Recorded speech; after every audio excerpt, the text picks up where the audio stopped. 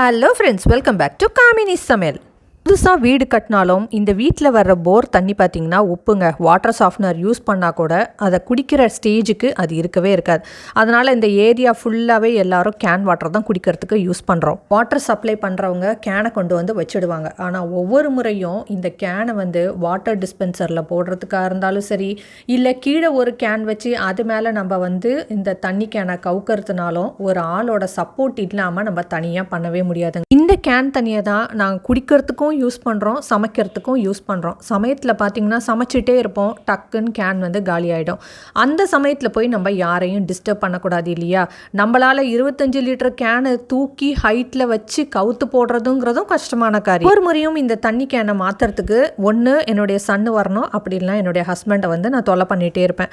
அதுக்கு தான் அவர் என்ன பண்ணார்னா, புது வீடு கட்டும்போதே ஒரு டேங்க் ஒன்று கட்டிடணும், அதில் வந்து கேன் வாட்டர் ஃபுல்லாக ஃபில் பண்ணி கிச்சனில் டேப்பை திறந்தா கேன் வாட்டர் வரணும் அப்படின்னு சொல்லி பிளான் எல்லாம் போட்டு வச்சோங்க. ஆனால் அந்த பிளான் எல்லாம் எதையுமே எக்ஸிக்யூட் பண்ண முடியல. பாத்ரூம் ஃபிட்டிங்ஸ்லாம் வாங்குறதுக்காக பாரிஸில் வந்து களஞ்சியம்ங்கிற ஒரு ஷாப்புக்கு நாங்கள் போயிருந்தோங்க.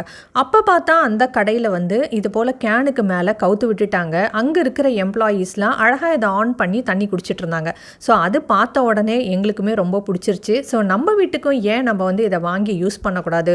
ஒவ்வொரு முறையும் நம்ம தண்ணி கேன் போடுறதுக்காக வந்து யாரையுமே டிஸ்டர்ப் பண்ண வேண்டிய அவசியமே இல்லை. இண்டிபெண்ட்டாக நம்ம வேலையை என்றைக்கும் செய்யறது தானங்க நல்லது.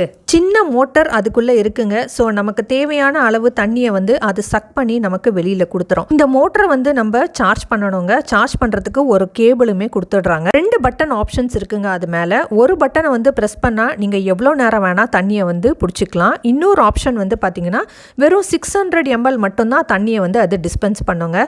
கரெக்டாக 600 ml வந்த உடனே ஆட்டோமேட்டிக்காக அதுவே ஆஃப் ஆகிடும். சின்னதாக ஒரு ஓஸ் பைப் மாதிரி கொடுத்துருப்பாங்கங்க. அதோட ஒரு எண்டை இந்த மிஷினில் நம்ம கனெக்ட் பண்ணிடணும். இன்னொரு எண்டை வந்து நம்ம யூஸ் பண்ண போகிற தண்ணி கேனுக்குள்ளே அப்படியே ஃப்ரீயாக விட்டுறணும். கரெக்டாக பார்த்தீங்கன்னா அந்த தண்ணி கேனோட உள்ள அளவுக்கு இந்த டியூப் வந்து கரெக்டாக போய் நிற்குங்க. இப்போ நான் வீடியோவில் காட்டுற மாதிரி இந்த மிஷினை வந்து அழகாக ஃபிட் பண்ணிக்கோங்க. இதுக்கு சார்ஜ் வந்து நம்ம மொபைலோட சார்ஜரே யூஸ் பண்ணிக்கலாம். அப்படி இல்லைனா தனியாக ஒரு சார்ஜரோட ஹெட்டு மட்டும் நீங்கள் வாங்கிக்கலாம். ஏன்னா கேபிள் வந்து அவங்களே கொடுத்துட்றாங்க. இது வந்து சி டைப் கேபிள் தாங்க. இது இளநியை எப்படி நம்ம ஸ்ட்ரா போட்டு உறிஞ்சு குடிக்கிறோமோ அதே கான்செப்ட் தாங்க. இந்த மிஷினில் இருக்கிற மோட்டரை வந்து நம்ம ஆன் பண்ணும்போது அது கொஞ்சமாக தண்ணியை வந்து அந்த டியூப் வழியாக சக் பண்ணி வெளியில் டிஸ்பென்ஸ் பண்ணிடும். விலை வந்து ரொம்ப அதிகம் கிடையாதுங்க. ஜஸ்ட் 1050 rupees தான். இந்த ப்ராடக்ட்ஸுக்கு வாரண்டி கேரண்டி அதெல்லாம் எதுவுமே கிடையாதுங்க. ஒரு நம்பிக்கையில் தான் நான் வாங்கிட்டு வந்தேன். ஃபஸ்ட்டு ஒன்று வாங்கி யூஸ் பண்ணி பார்த்தேன். 1 மாதமாக யூஸ் பண்ணுறேன், எந்த வித ப்ராப்ளமும் இல்லை. அதனால் இன்னொரு எலக்ட்ரிக் பம்பும் வாங்கிட்டேன். அந்த பேம்ப்ளெட்லேயே உங்களுக்கு இதை எப்படி யூஸ் பண்ணணும், எப்படி கனெக்ட் பண்ணணும் அப்படிங்கிற இன்ஸ்ட்ரக்ஷன்ஸ் எல்லாமே கொடுத்துருப்பாங்க. அதை பார்த்தே நீங்கள் வந்து ஃபிட் பண்ணிக்கலாம். என்னதான் புதுசாக இருந்தாலும் ஃபஸ்ட்டு நம்ம யூஸ் பண்ணுறதுக்கு முன்னாடி அதெல்லாம் கழுவி சுத்தம் பண்ணணும் இல்லையா? அதனால் அந்த ஓஸ் பைப் மாதிரி இருக்கிறத வந்து சும்மா நான் வாட்டரில் வாஷ் பண்ணி எடுத்துக்கிட்டேங்க. அதுக்கப்புறம் ஒரு 2 பாத்திரம் எடுத்துக்கிட்டேன். ஒரு பாத்திரத்தில் வந்து கேன் வாட்டரை ஃபில் பண்ணி வச்சுட்டேன். இந்த மோட்டரை வந்து ஒழுங்காக தான் வேலை செய்தா, கரெக்டாக 600 ml தண்ணி தான் நமக்கு வந்து டிஸ்பென்ஸ் பண்ணுதா அப்படிங்கிறதும் செக் பண்ணிக்கலாம். அதே சமயத்தில் புதுசாக வாங்குகிற இந்த பைப்பையும் நம்ம வந்து க்ளீன் பண்ணிக்கலாங்க. அதனால் ஒரு பாத்திரத்தில் வந்து தண்ணியை பிடிச்சிட்டு இந்த மோட்டரை வந்து நான் ஆன் பண்ணி விட்டேங்க. இப்போ பாருங்கள், தண்ணியை வந்து அழகாக அது டிஸ்பென்ஸ் பண்ணுது. நான் வந்து 600 ml ஆப்ஷனை தான் நான் வந்து செலக்ட் பண்ணியிருக்கேன். இந்த மிஷினோட மேலே வந்து ஒரு லைட் பிளிங்க் ஆகிட்டே இருக்குது இல்லைங்களா? அந்த மாதிரி பிளிங்க் ஆச்சுன்னா மோட்டர் வந்து ஒர்க்கிங் கண்டிஷனில் இருக்குது அப்படின்னு சொல்லி அர்த்தம். அதே போல் நீங்கள் சார்ஜ் பண்ணும்போதும் இந்த லைட் வந்து உங்களுக்கு பிளிங்க் ஆகிட்டே இருக்கும்.